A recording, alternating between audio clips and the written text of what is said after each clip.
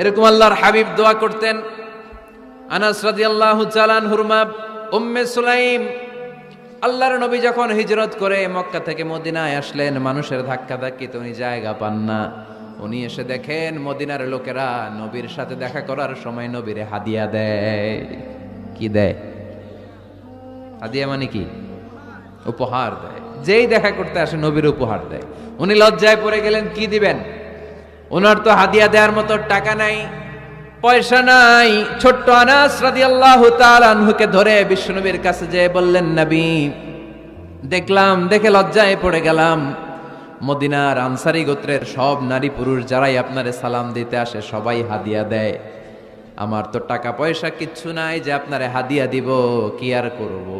আমার কলিজার টুকরা, আমার নারছেরা ধন, আমার আনাসকে আমি আপনারে হাদিয়া দিয়ে দিলাম। আনাসকে হাদিয়া দিলাম, আমার ছেলেটাই আপনার জন্য হাদিয়া। আওয়াজ করে পড়েন আল্লাহু আকবার।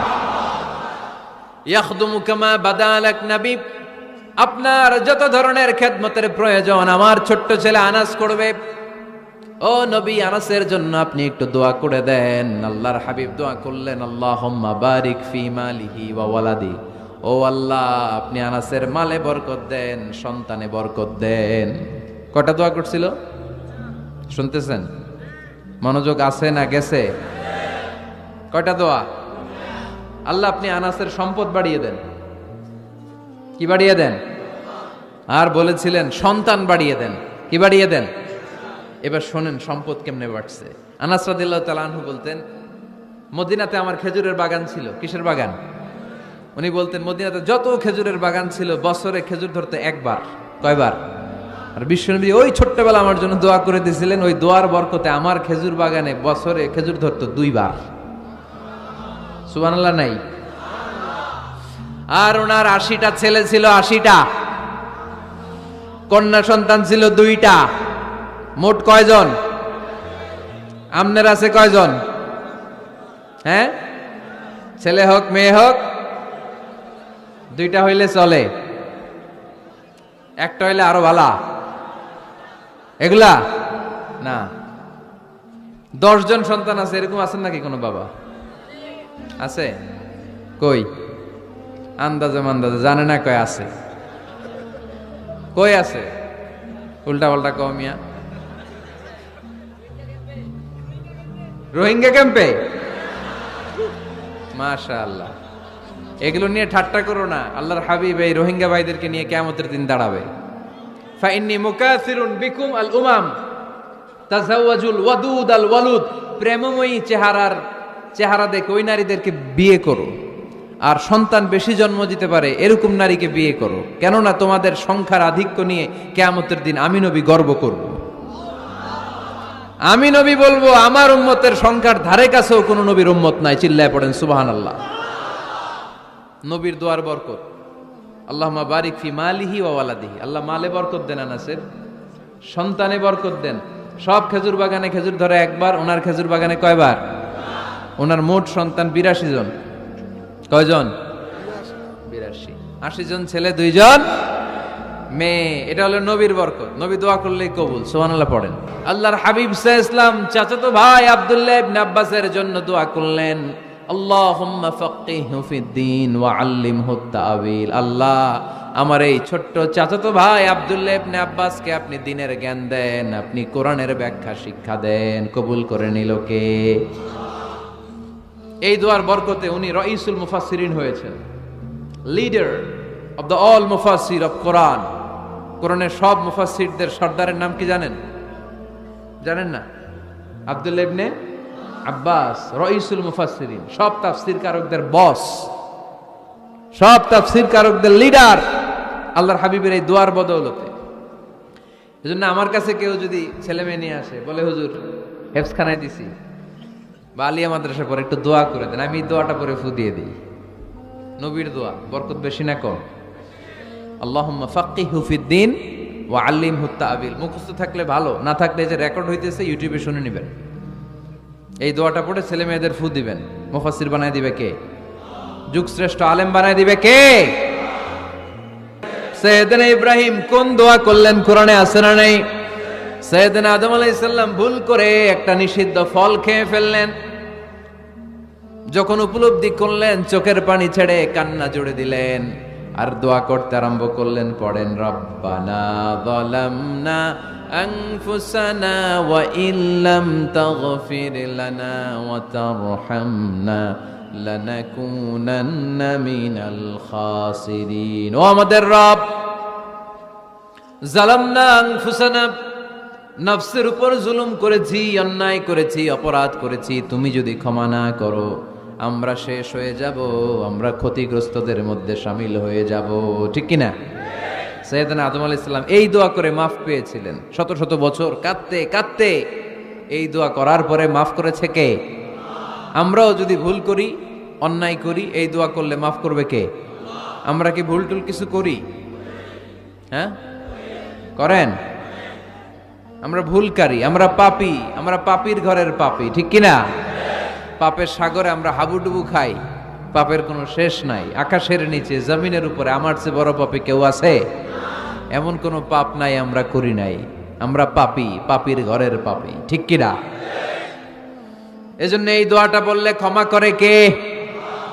আবার সাইয়েদনা ইব্রাহিম আলাইহিস সালাম এই কোরআনের মধ্যে রয়েছে, তিনি দোয়া করেছেন, রব্বি জাআলনি মুকিমাস সালাতি ওয়া মিন যুররিয়্যাতি রব্বানা ওয়া তাকাব্বাল দুআ। সুবহানাল্লাহ পড়েন, রব্বি জাআলনি মুকিমাস সালাহ, আল্লাহ আপনি আমার নামাজ কায়েমকারী বানান, ওয়া মিন যুররিয়্যাতি, আমার সন্তানদেরকেও আপনি নামাজ কায়েমকারী বানান।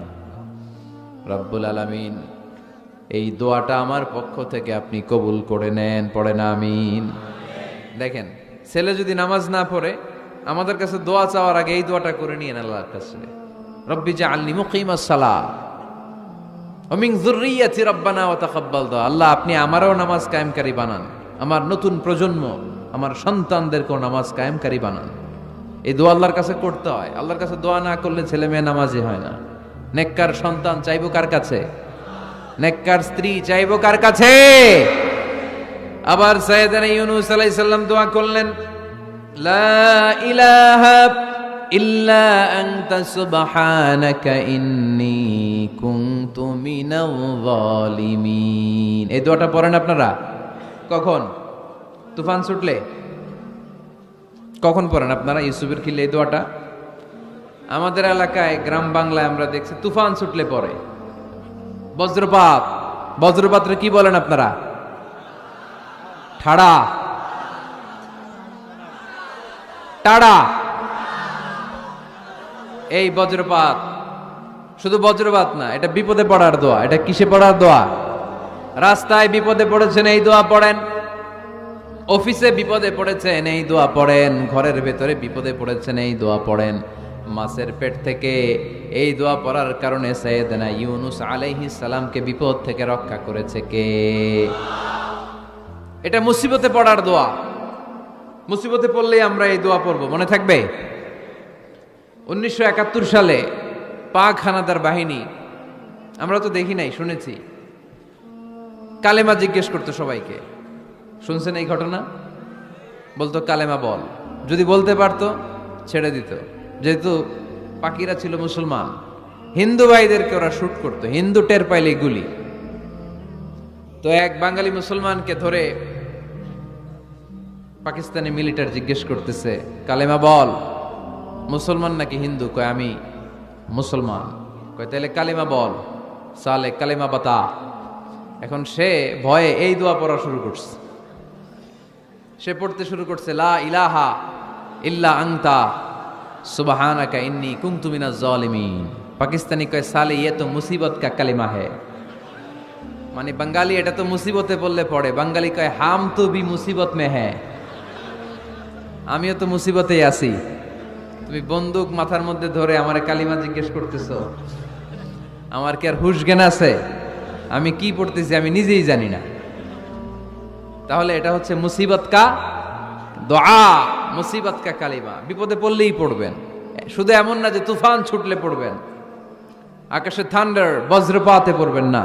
যে কোনো দোয়াতেই লা ইলাহা ইল্লা আনতা সুবহানাকা ইন্নী কুনতু মিনাজ জালিমিন, লা ইলাহা, কোনো মাবুদ নাই, ইলাহা নাই, ইল্লা আনতা, আল্লাহ তুমি ছাড়া কোনো উপাস্য নাই, সুবহানাক, তুমি পবিত্র, ইন্নী কুনতু মিনাজ জালিমিন, আমি জালিমদের অন্তর্ভুক্ত। ঠিক কি না? আবার অনেকের মুখের মধ্যে গিড়া লেগে যায়, কথা বলতে পারে না, আটকে যায়, বাংলায় বলে তুতলামি। কি বলে? আছে, এরকম আছে। সাইয়েদনা মুসা আলাইহিস সালাম কথা বলতে গেলে আটকে যেত, মুখে কষ্ট হতো। সাইয়েদনা মুসা আলাইহিস সালাম দোয়া করলেন, রাব্বি শরহ লি সাদরি ওয়া ইয়াসসির লি আমরি ওয়াহলুল উকদাতাম মিন লিসানি ইয়াফকাহু কওলি।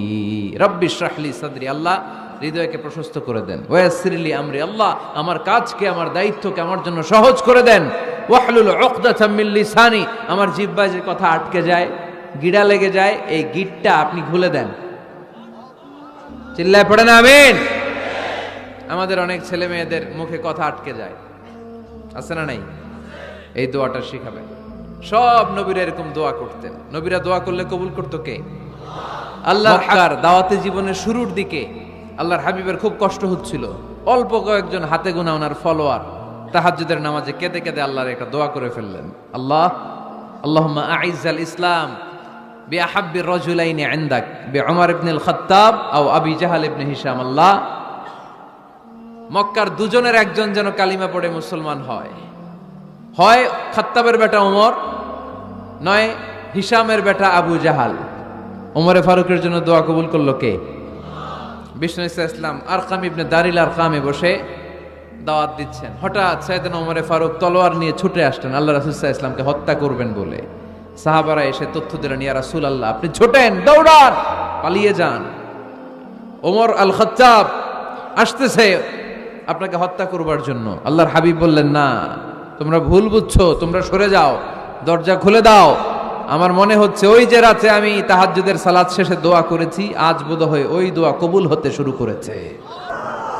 সাইয়েদনা ওমরে ফারুক আসলেন, এসে তলোয়ার রেখে দিলেন, আঙ্গুল তুলে বলতে শুরু করলেন, আশহাদু আল্লা ইলাহা ইল্লাল্লাহ ওয়াহদাহু লা শারীকা লাহ ওয়া আশহাদু আন্না মুহাম্মাদান আবদুহু ওয়া রাসূলুহু। সুবহানাল্লাহ পড়েন। কালিমা পড়ে মুসলমান হয়ে গেলেন।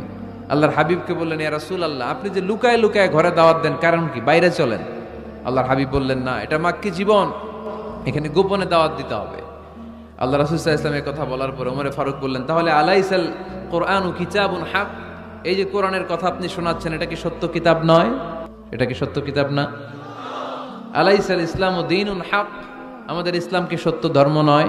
আলাইসাল্লাহু রব্বুন হক, আমাদের আল্লাহ কি সত্য রব নয়? আল্লাহর হাবিব বললেন, সত্য। তো সব যদি সত্য হয়, ফাফিমাল ইখতিফা, তাহলে লুকিয়ে লুকিয়ে কেন, ঘরে বসে কেন? আমরাই যদি হকের পথে থাকি, আমরা বের হচ্ছি না কেন? আমি একটা মিছিল দিব। আল্লাহর হাবিব বললেন, যাও, আস্তে ধীরে মিছিল দাও। 12 জনকে নিয়ে উনি আল্লাহর নামের তাকবীর জুড়ে দিলেন। আল্লাহু আকবার, আল্লাহু আকবার, আল্লাহু আকবার। মক্কার জমিনে তাকবীর শুনে কাফির মুশরিকরা অবাক, দৌড়ে আসছে, কিরে, কার এত বড় সাহস? আমার এসেই দেখে মিছিলের সামনে ওমর। মিছিলের সামনে কে? ওমরে ফারুককে দেখে আবু জাহেল দিছে এক দৌড়, উতবা দিছে আরেক দৌড়, সাইবা দিছে আরেক দৌড়। ময়দান ফাঁকা, খালি মাঠে সাইয়েদনা ওমরে ফারুক সবাইকে নিয়ে তাকবীর দিতে দিতে কাবার গিলাফ ধরে মিছিল আর স্লোগান শেষ করলেন। চিল্লায় পড়েন সুবহানাল্লাহ। তার মানে নবীর দোয়ার বরকত আছে না নাই? এজন্য যেই কোনো বিপদে, কোন পরিস্থিতিতে কোন দোয়া পড়বেন, আল্লাহর কিতাবের ভেতরে এই দোয়াগুলো উল্লেখ করেছে কে?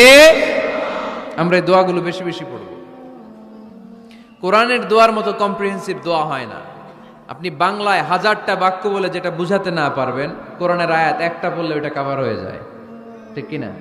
মক্কা নবী যখন দাওয়াত দিতে শুরু করলেন, কোরআনের বাণীগুলো এত মধুর, এত মজার, এই সুন্দর মিলানো মিলানো বাণীগুলো শুনে কাফেররা বলতে আরম্ভ করলো, মুহাম্মদ কারো কাছ থেকে শিখে এসে আমাদেরকে এগুলো শোনাচ্ছে, এগুলো শুনতে কেমন যেন কবিতার মতো লাগে।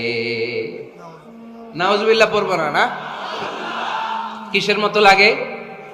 জোরে বলতে হবে। কাফেররা আপত্তি তুললো, মুহাম্মদ তুমি যেটা শোনাও আমাদের তো মনে হয় এটা কবিতা। আমাদের কি মনে হয়? সাথে সাথে আল্লাহ ওদের দাঁত ভাঙা জবাব দিয়ে আয়াত নাজিল করে বললেন, ওয়ামা আল্লামনাহু আশ-শি'রা ওয়ামা ইয়ানবাগি লাহু ইন হুয়া ইল্লা যিকরুন ওয়া কুরআনুম মুবিন।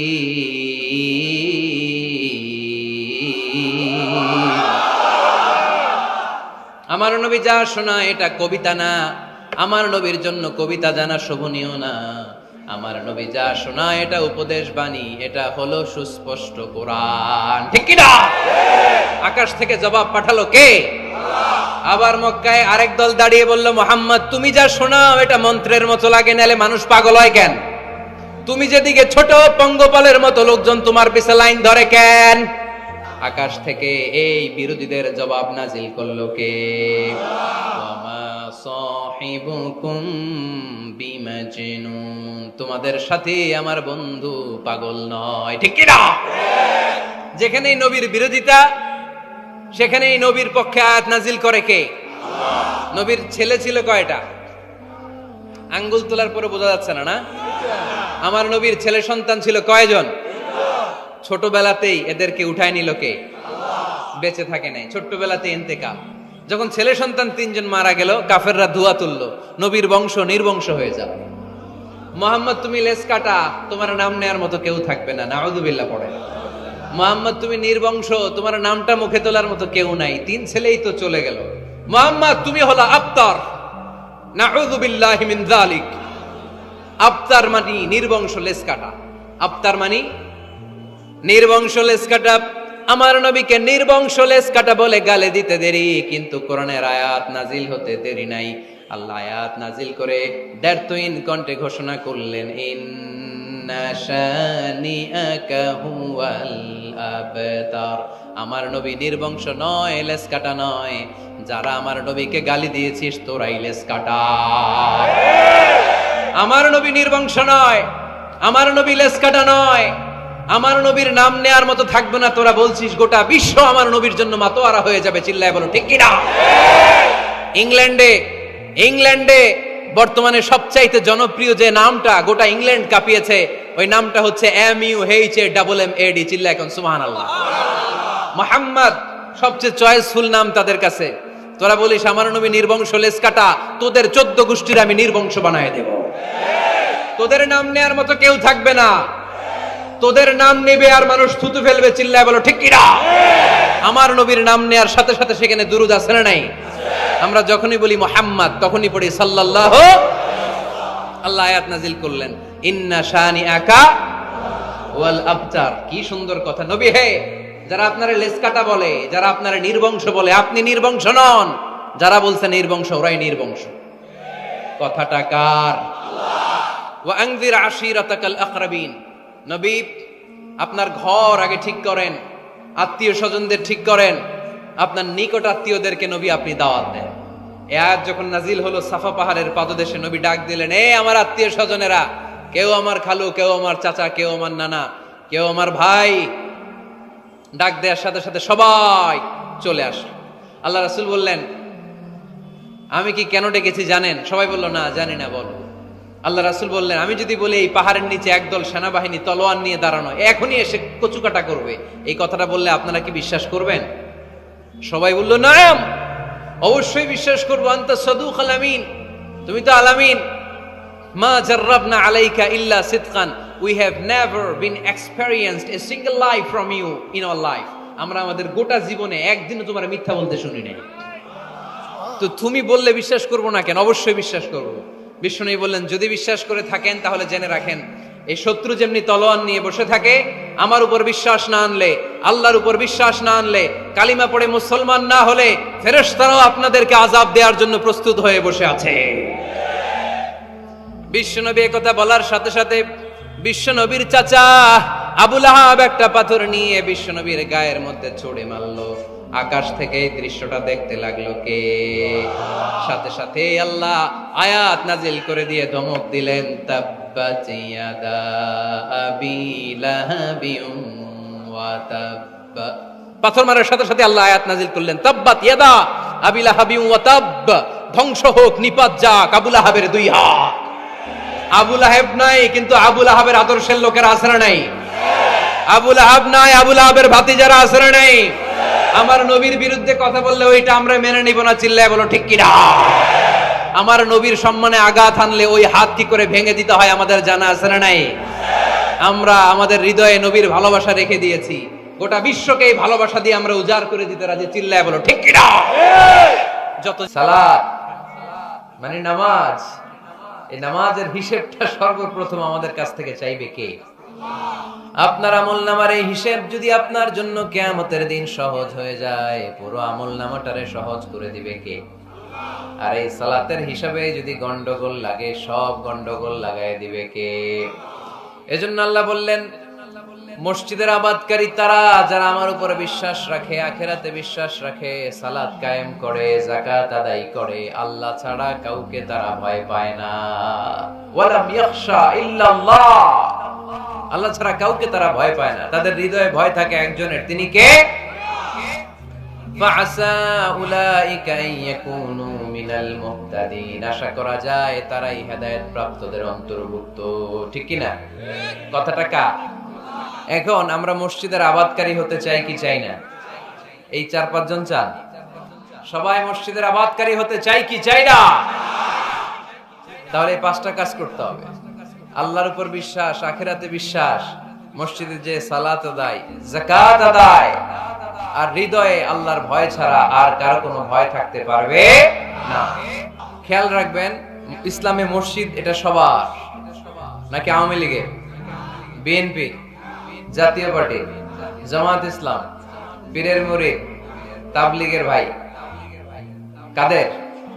চিল্লায় বলেন কাদের? অনেক জায়গায় দেখেন মসজিদ বানায় আহলে হাদিস জামে মসজিদ। কেন আহলে হাদিস জামে মসজিদ হবে কেন? আবার অনেক জায়গায় হানাফি জামে মসজিদ। কেন? সমস্যা কি আপনাদের? ভাগ করেন কেন? আল্লাহ রাসূল আসছে মিলাইতে, আমরা খালি কোপায়া কোপায়া ভাগ করে দেই না। ভাগ করবেন না, সবাই সব মসজিদে ঢুকতে দিবেন। আহলে হাদিসের ভাইরা হানাফি ভাইদের সাথে মসজিদে সালাত পড়বে, হানাফি মাযহাব যারা মানে তারা আহলে হাদিসের ভাইদের সাথে সালাত আদায় করবে। ঠেলাঠেলি আছে? কাবা ঘরের সামনে কেউ এইভাবে বুকে বাঁধে, আল্লাহু আকবার, এইভাবে দেখছেন না? কেউ এইভাবে, আবার হানাফিরা এইভাবে। মালিকিদের কিছু লোক আছে এরা বাঁধেই না, আমি ছেড়ে রাখছি। কি করবি কর, বাঁধবো না এইভাবে। হ্যাঁ, এগুলো কিছু করারও নাই, এরা ছেড়ে দিয়ে নামাজ পড়ে। তো আল্লাহর ঘর এখানে, প্রতিটা নবীর পদ ধুলি লেগেছে যেই মক্কায়, প্রিয় হাবিবের শ্বাস প্রশ্বাস এখনো মিশে আছে এই কাবা ঘরে। আল্লাহর ঘর কাবা বাইতুল্লাহ, ওখানে দাঁড়িয়ে কেউ এখানে, কেউ এখানে, কেউ এখানে, কেউ বাদেই না, কেউ আমিন জোরে, কেউ আস্তে। কোনো ঠেলাঠেলি আছে? তো বাংলাদেশের ঠেলাঠেলিটা আনলো কে? কেন এই ঠেলাঠেলিটা করেন? কথা কি বুঝেন? ঠেলাঠেলির দিন শেষ, ঐক্য গড়ার বাংলাদেশ, চিল্লায় বলো ঠিক কিনা। আমরা ঐক্য চাই। অনেক ভুল বোঝানো হয়েছে আমাদেরকে, অনেক ন্যারো মাইন্ডেড বানিয়ে রাখা হয়েছে। সংকীর্ণতার দিন শেষ, পরিবর্তন হতে শুরু করেছে। মানুষ এখন অনেক চালাক। জনগণের ধোঁকা দেওয়া, তাওহীদপন্থী মুসলমানদের গোজামিল দিয়ে বুঝ দেওয়ার দিন শেষ। জোরে বলেন ঠিক কিনা। যেটা বলবেন কোরআন সুন্নাহর আলোকে বলবেন। ইসলাম এসেছে মিলানোর জন্য, তা আপনি পিস পিস করেন কেন? আল্লাহ আপনার পিস পিস করে ফেলবে। সবাই ভাই ভাই, মসজিদ সবার। 60 জন খ্রিস্টান পাদ্রী নাজরান থেকে এসেছে আল্লাহর হাবিবের সাথে দেখা করতে। জায়গা নাই, কই বসতে দিবে? কোনো জায়গা না পেয়ে 60 জন খ্রিস্টানের জন্য আল্লাহর হাবিব সাল্লাল্লাহু আলাইহি ওয়াসাল্লাম মসজিদে নববীর দরজা খুলে দিয়ে খ্রিস্টানদেরকে মসজিদে ঢুকতে দিয়েছে। মসজিদে নববীতে খ্রিস্টান ঢুকতে পারে, আর আমাদের আহলে হাদিস মসজিদে হানাফি ভাইরা ঢুকতে পারে না। হানাফি ভাইদের মসজিদে আহলে হাদিসের ভাইরা ঢুকতে পারে না। এটা আপনি পেয়েছেন কোথায়? কেন করেন এগুলো? বাদ দিয়ে দেন। আমরা সবাই এক, চিল্লায় বলেন ঠিক কিনা।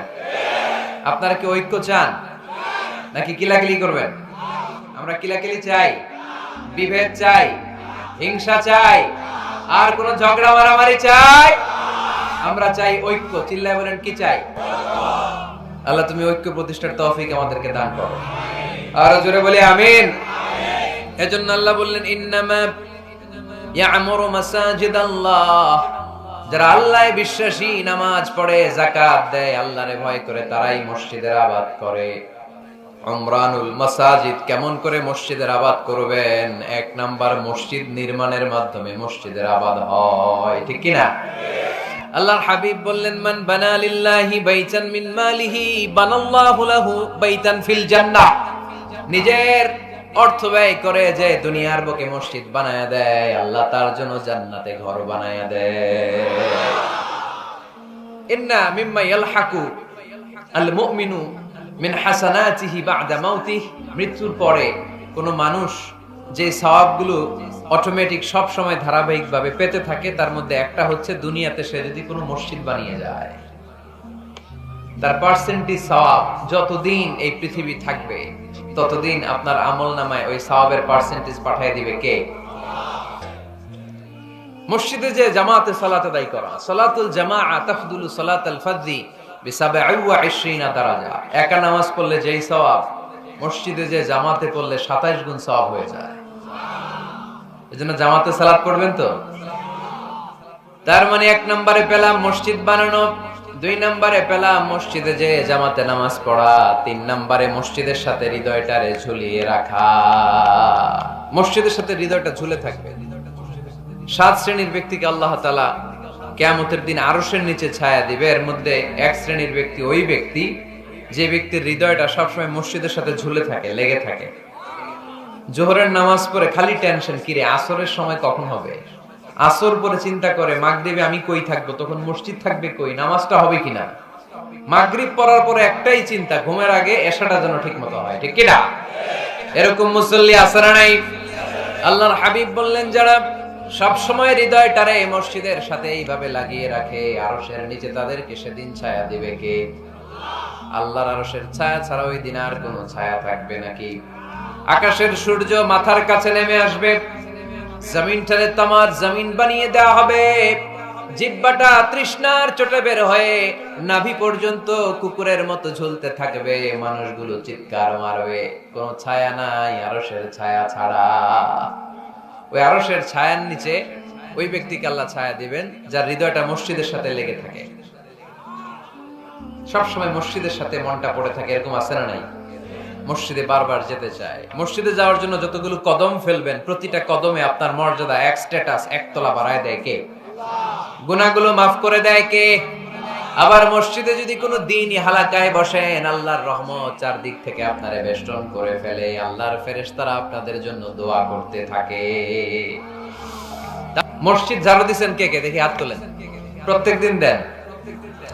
আলহামদুলিল্লাহ। এটা সাইয়েদনা ইব্রাহিম আলাইহিস সালাম আর ইসমাঈল আলাইহিস সালামের ডিউটি ছিল। ডিউটিটা দিছিল কে? চিল্লায় বলেন কে?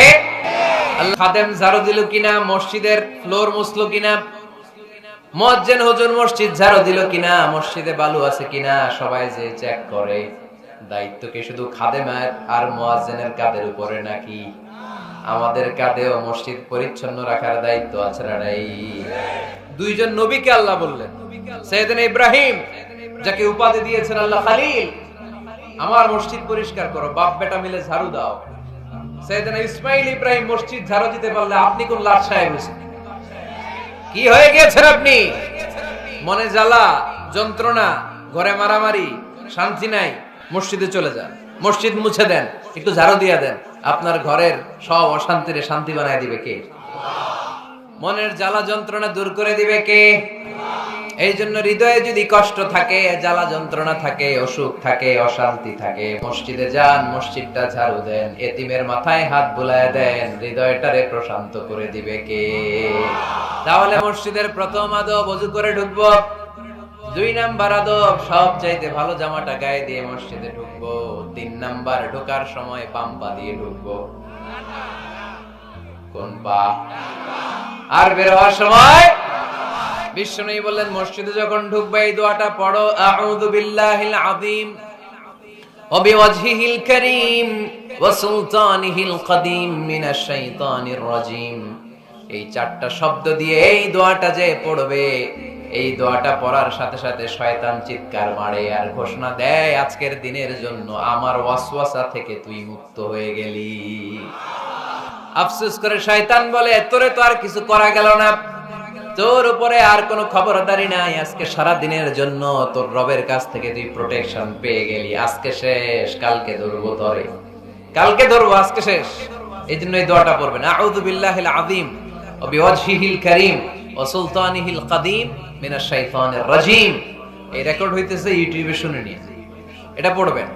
এরপরে নবীর একটা সালাম দিবেন, আসসালামু আলাইকা আইয়ুহান নবী ওয়া রাহমাতুল্লাহি ওয়া বারাকাতুহু। তারপরে ডান পা দিয়ে ঢুকবো আমরা। মসজিদে ঢোকার সময় কোন পা? সবাই বলেন আরো জোরে, মনে থাকবে, ভুল হবে না তো? আর ডান পা দিয়ে পড়বো, আল্লাহুম্মা ইফতাহলি আবওয়াবা রাহমাতিক, ও আল্লাহ তোমার রহমতের দরজা আমার জন্য খুলে দাও।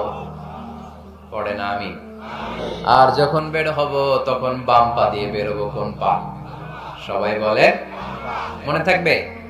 ছেলে মেয়েদেরকে শিখানো যাবে? বাচ্চারা কি শিখাবেন? ঢোকার সময়, বের হওয়ার সময়, ঢোকার সময়, বের হওয়ার সময়। আর বের হওয়ার সময় পড়ব, আল্লাহুম্মা ইন্নী আসআলুকা মিন ফাদলিক, আল্লাহ আমি আপনার কাছে ফদল চাই। ঢোকার সময় রহমত চাই, বের হওয়ার সময় ফদল। ফদল মানে রিজিক। রিজিক কি মসজিদে থাকে না মসজিদের বাইরে? এজন্য আল্লাহ বলেন, ফাইদা কুদিয়াতিস সালাতু ফান্তাশিরু ফিল আরদি ওয়াবতাগু মিন ফাদলিল্লাহ ওয়াযকুরুল্লাহা কাসীরান লাআল্লাকুম তুফলিহুন। যখন সালাত শেষ হয়ে যায়, জমিনের মধ্যে ছড়িয়ে পড়ো, জমিনে কাজ কর্ম শুরু করে দাও, কর্মচাঞ্চল্যতা দিয়ে জমিনটাকে ভরে তোলো, আর আল্লাহর কাছে ফদল চাও, রিজিক চাও। রিজিকের মালিক কে? তাহলে মসজিদে কি পাওয়া যায়? রহমত। ওই একজন কয় রিজিক না, রহমত। মসজিদে কি পাওয়া যায়? সবাই বলেন। আর বাইরে পাওয়া যায় রিজিক। চিল্লায় বলেন, বাইরে কি পাওয়া যায়? এজন্য ঢোকার সময় রহমত চাবো, বের হওয়ার সময় রিজিক চাবো। ঢোকার সময় ডান পা, বের হওয়ার সময়, মনে থাকবে? আর মসজিদে ঢুকেই 2 রাকাত, ঢুকেই 2 রাকাত। দুখুলুল মসজিদ, তাহিয়াতুল মসজিদ, তাহিয়াতুল উযু, যেই নাম দেন। ওযু করলেই, মসজিদে ঢুকলেই, মনে থাকবে? বলে যাবেন তো আপনারা, খেয়াল থাকবে? মসজিদে ঢুকলেই 2 রাকাত পড়তেন বিশ্বনবী মুহাম্মদ সাল্লাল্লাহু। বিশ্বনবী জুমার খুতবা দিচ্ছেন, হঠাৎ এক সাহাবী খুতবা চলাকালীন সময়ে মসজিদে ঢুকেই বসে পড়লেন। বিশ্বনবী বললেন, দাঁড়াও। নিজের খুতবা বন্ধ করে দিয়ে সাহাবীরে বললেন, দাঁড়াও, 2 রাকাত পড়েছো নাকি? সাহাবী বলে, পড়ি নাই। বিশ্বনবী বললেন, তাড়াতাড়ি করে চটজলদি করে 2 রাকাত পড়ে নাও। খুতবা, জুমার খুতবা চলতেছে, খুতবা থামিয়ে দিয়ে খুতবার নিরবিচ্ছিন্নতাকে ভঙ্গ করে আল্লাহর হাবিব সাল্লাল্লাহু আলাইহি ওয়াসাল্লাম 2 রাকাত পড়তে বললেন। এটা খুবই জরুরি, পড়বেন, খুতবা চলাকালীনও পড়বেন। যদিও আমাদের দেশের অনেক জায়গায় এটার সুযোগ দেয় না, বলে যে লাল বাতি জ্বলন্ত অবস্থায় নামাজ পড়া নিষেধ, নিজেরা বানাইছে নিষেধ।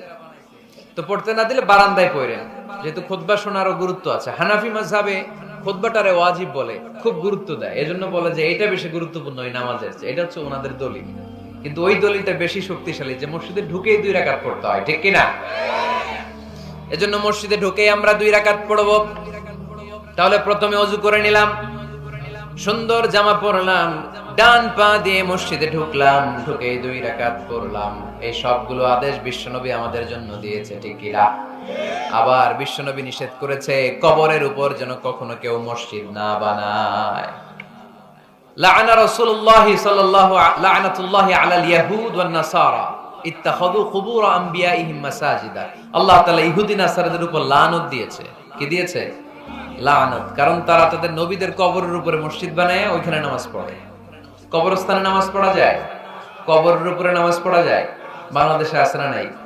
ছোট্ট এতটুক মসজিদ, 2 কাতারের এত বড় কবরস্থান, ইয়াশালু আগরবাতি আর গোলাপ জলের গন্ধে ঢোকা যায় না, আছে না নাই?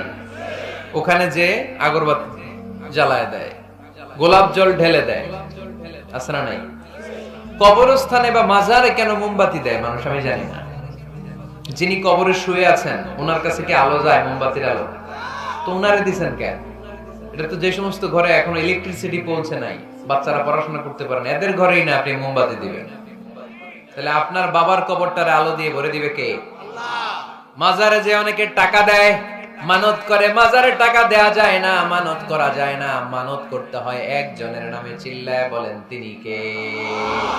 খবরদার, এগুলো থেকে সাবধানে থাকতে হবে। মাজার জিয়ারত করা সুন্নাহ, কবর দেখলেই সালাম দেয়া সুন্নাহ, জিয়ারত করা সুন্নাহ। এর জন্য দোয়া চাইবেন, নিজের জন্য আল্লাহর কাছে দোয়া চাইবেন, এর জন্য দোয়া করবেন, নিজের জন্য দোয়া করবেন। কিন্তু মাজারে পড়ে থাকা লোকটার কাছে কিছু চাওয়া যায়? আল মাইয়িতু ফিল কবর কাল গরীকি ফিল বাহর। সাঁতার না জানা ব্যক্তি সাগরে পড়লে যেরকম অসহায়, কবরে শুয়ে থাকা ব্যক্তিটা তার চেয়ে বেশি অসহায়। সে আপনার জন্য কি করবে? আপনি তার জন্য দোয়া করলে সে কিছু পাবে। সে আপনার কিছু করায় দিতে পারবে? করতে পারে একজন, তিনি কে? চিল্লায় বলতে হবে তিনি কে? যে আল্লাহ তাআলাকে খুশি করার জন্য সালাত পড়তে আসলাম, উনি যদি বলে তোর এই নামাজের দরকার আমার নাই, তো কার জন্য সালাত পড়লেন আপনি? এজন্য মসজিদের সামনের ওয়ালে যত কম ডিজাইন হওয়া যায়, ঘড়ি, ক্যালেন্ডার ইত্যাদি ইত্যাদি, লেখাজোখা, এগুলো সামনে না, এগুলো পেছনে দিতে পারলে ভালো। ইভেন জায়নামাজের মধ্যেও কাবা ঘরের ডিজাইন আছে না নাই? এটা ইহুদিদের ষড়যন্ত্র। আমরা বোকা শোকা মুসলমান, ওরা সর্বপ্রথম জায়নামাজের মধ্যে কাবা ঘরের ডিজাইন দিছে। কোন ডিজাইন? আর আমরা মুসলমানরা মনের অজান্তে নিজের কাবারে নিজে লাথি মারি। কথা বলেন, কথা বলেন। এজন্য খবরদার, কোন মসজিদের ডিজাইনওয়ালা, কোন কাবা ঘরের নমুনাওয়ালা, মসজিদুল আকসার গম্বুজওয়ালা, মসজিদে নববীর কোন গম্বুজওয়ালা জায়নামাজ আমরা কিনবো না। আমরা না কিনলে ওদের ব্যবসা শেষ, ঠিক কিনা? ফ্রেশ জায়নামাজ কিনবেন। কি জায়নামাজ? ফ্রেশ। সিম্পলি ফুল হইতে পারে, সাদা হইলে আরো ভালো। ফ্রেশ কোন মসজিদ, বিশেষ করে কাবার ডিজাইনওয়ালা তো কিনাই যাবে না। ওইটার মধ্যে দাঁড়ায় আছে ইমাম সাহেব, আছে না নাই? মনে থাকবে, মনে থাকবে। এজন্য বিশ্বনবী বললেন, মসজিদ নির্মাণ করো, মসজিদের সাথে হৃদয়টারে ঝুলিয়ে রাখো। কিয়ামতের দিন এই মসজিদের ওসিলায় জান্নাতের বাড়ি বানায় দিবে কে? আবার বিশ্বনবী বললেন, লা তুসাদ্দুর রিহাল ইল্লা ইলা সালাসাতি মাসাজিদা। এই দুনিয়ার বুকে 3টা মসজিদের দিকে শুধু বিশেষ সওয়াবের উদ্দেশ্যে ভ্রমণ করা যায়। এই 3টা মসজিদ ছাড়া বিশেষ সওয়াবের উদ্দেশ্যে পৃথিবীর কোন মসজিদে ভ্রমণ করা যাবে? আপনি ডিজাইন দেখতে যাইতে পারবেন, দ্য মস্ক অফ হারাম, দ্য মস্ক আন-নববী, দ্য মসজিদুল আকসা, ঠিক কি না? এই 3টা মসজিদ ছাড়া বিশেষ সওয়াবের নিয়তে পৃথিবীর কোন মসজিদে ভ্রমণ করা যায় না। তবে দেখতে যাওয়া যায় এটার আর্কিটেকচারাল ডিজাইন দেখার জন্য, এটার ক্যালিওগ্রাফিক্যাল ডিজাইন, এটার ইকোসিস্টেম, এটা কেমন করে করেছে, কতটুকু জায়গা, ডিজাইনটা কেমন, এটা দেখার জন্য যেতে পারবেন। কিন্তু এই 201 গম্বুজে নামাজ পড়লে সওয়াব 3 গুণ হবে, এরকম ধারণা করা যাবে? বাইতুল মুকাররমে পড়লে এত গুণ সওয়াব, এই ধারণা করা যাবে? আমাদের ধর্মটা হচ্ছে দ্য রিলিজিয়ন অফ পিস, শান্তির ধর্ম। সুবহানাল্লাহ বলবেন না? এজন্য শান্তির বার্তা পৌঁছানোকে এই ধর্মের গ্রিটিংস, অভিবাদন পদ্ধতি বানিয়ে দেওয়া হয়েছে। সালাম, কারোর সাথে দেখা হইলে কি করতে হয়? সালাম দাও। সাইয়েদনা আদম আলাইহিস সালামকে আল্লাহ যখন তৈরি করলেন, আল্লাহ বললেন, আদম তুমি সালাম দাও। সুবহানাল্লাহ বলেন। তাহলে সালাম দিতে হয়। শান্তি, ইসলাম কখনো অশান্তিকে প্রশ্রয় দেয় না। ইসলাম চায় ঘরে বাইরে রাষ্ট্রে সব জায়গায় কি থাকুক? শান্তি। আর আমরাও কি চাই? এই পৃথিবীর সব মানুষ একটা জিনিস চায়, সেটা কি? মানুষ হচ্ছে শান্তির কাঙ্গাল, শান্তির ভিখারি। শান্তি চায় মানুষ। আর শান্তি আছে কোথায়? ইসলামে। চিল্লায় বলেন, শান্তি আছে কোথায়? এবং বিশ্বনবী যখন রাজা বাদশাদের কাছে চিঠি লিখে পাঠাতেন, মুকাওকিসের কাছে পাঠিয়েছেন, আসহামার কাছে পাঠিয়েছেন, নাজ্জাশীর বাদশা, হিরাক্লিয়াসের কাছে পাঠিয়েছেন, রোমের বাদশা। চিঠি যখন বাদশাদের কাছে লিখে পাঠাতেন, বিশ্বনবী লিখতেন, প্রথম শব্দটা বিশ্বনবীর চিঠির অংশ এখনো পাওয়া যায়। এটা তুরস্কের একটা জাদুঘরে, মিউজিয়ামে এখনো আছে। বিশ্বনবীর জামা, দাড়ি মোবারক, পাগড়ি মোবারক, বিশ্বনবীর ব্যবহার করা হ্যান্ডস্টিক, হাতের লাঠি, বিশ্বনবীর চিঠি, এবং যেই কোরআন পড়া অবস্থায় সাইয়েদনা উসমান যুন নূরাইন শহীদ হয়েছেন, ওখানে ওনাকে যখন আঘাত করা হয়েছে, উনি শহীদ হলেন, ওনার রক্ত এই কোরআনের মধ্যে লাগে। আমি নিজে এই কোরআনটা দেখেছি, ওখানে সংরক্ষিত আছে। বাংলাদেশের জাতীয় জাদুঘরে 7 দিনের জন্য আনা হয়েছিল, আজ থেকে অনেক আগে আমরা যে দেখে এসেছিলাম। তো বিশ্বনবীর এই চিঠি আজও সংরক্ষিত আছে। তিনি যখন কারো কাছে চিঠি লিখতেন, চিঠির প্রথম শব্দ ছিল সালাম। চিঠির প্রথম শব্দ ছিল কি?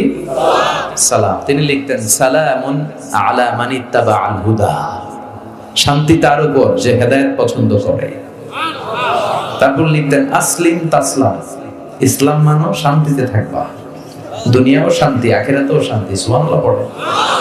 তাহলে এই ধর্মের আরেকটা বৈশিষ্ট্য হচ্ছে দ্বীনুস সালাম, এটা শান্তির ধর্ম। কিসের ধর্ম? শান্তির ধর্ম। কয়টা গেল? 8টা। 9 নাম্বার হচ্ছে দ্বীনুল ওয়াসাতিয়াতি ওয়াল ই'তিদাল। This religion is a balanced religion, ভারসাম্যপূর্ণ জীবন ব্যবস্থা। وكذلك جعلناكم أمة وسطا লিতাকুনু শুহাদা আলান নাস। আর অনুরূপভাবে আমি এই ধর্মকে তোমাদেরকে ব্যালেন্সড, ভারসাম্যপূর্ণ করে তৈরি করেছি। বাড়াবাড়িও নাই, সারাসারিও নাই। সুবহানাল্লাহ কোন? কিন্তু আমগোর মধ্যে দুইটাই আছে। হ্যাঁ, বাংলাদেশে যারা ইসলাম পালন করে বেশিরভাগ কেউ গেছে বাড়াবাড়িতে, কেউ গেছে সারাসারিতে। কেউ বাড়াবাড়ি করতে করতে এমন জিনিস লাগাইছে যেগুলো ইসলামে নাই, আর কেউ বাদ দিতে এমন বাদ দিছে ইসলামের অনেক কিছুই ওটার ভিতরে নাই। আমাদেরকে ওয়াসাতিয়ার মধ্যে থাকতে হবে। আল ওয়াসাতিয়া। সবাই আমার সাথে সাথে বলেন আল ওয়াসাতিয়া। আবার বলেন আল ওয়াসাতিয়া। এর মানে হচ্ছে মধ্যম পন্থা। এর মানে কি? কোরআন সুন্নাহর আলোকে আপনার মধ্যম পন্থায় আসতে হবে। বাড়াবাড়িও নয়, ছাড়াছাড়িও।